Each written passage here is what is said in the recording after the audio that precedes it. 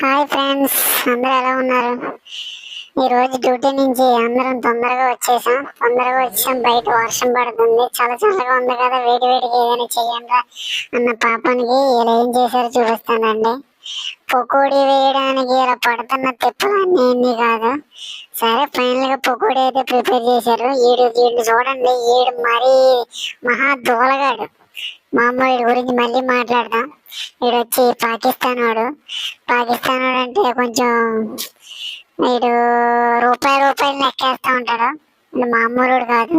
అందుకని మొత్తం రూమ్ కు సంబంధించిన ఏ ఐటెం తేవాలన్నా, ఏది తీసుకురావాలన్నా, ఏం చేయాలన్నా వాడే చూసుకుంటాడు మొత్తం. మా రూమ్ కి కొంచెం పెద్ద మనిషిలా అంటాడు. అలాగే వచ్చేసి ఈ చూస్తున్నారు కదా ఈ పకోడీ నూనెని, వీళ్ళ పకోడీ వేయడానికి ముందు కడాయి నిండా నూనె పోసారు. నూనె పోసిన తర్వాత పకోడీ అయిన తర్వాత చూస్తే అందరూ కొంచెమే ఉంది, ఒరే నూనె ఎదురా అని అడిగిన పాపానికి ఇలా మొత్తం పకోడీ తినేసిందని చెప్తున్నారు నూనె. అలాగే కిచెన్ అయితే నాశనం చేశారు.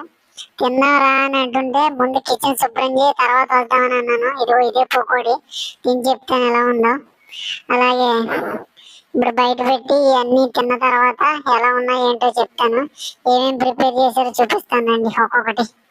ఫ్రెండ్స్, ఇప్పుడు ఏదో మా హాల్లో కూర్చొని తింటున్నాం అందరం. తినాలి ఇప్పుడు. పకోడీ అంటాను పాపానికి ఏమేమి చేశారో చూడండి. ఒకటి తెచ్చి మిల్ మేకరు, పకోడీ అండ్ కొత్తిమీర చట్నీ, రోటీ. ఇది వచ్చి కీర దోశ. ప్లీజ్ నా వీడియోని చూస్తున్న లైక్ చేయండి, షేర్ చేయండి, సబ్స్క్రైబ్ చేయడం మాత్రం మర్చిపోకండి.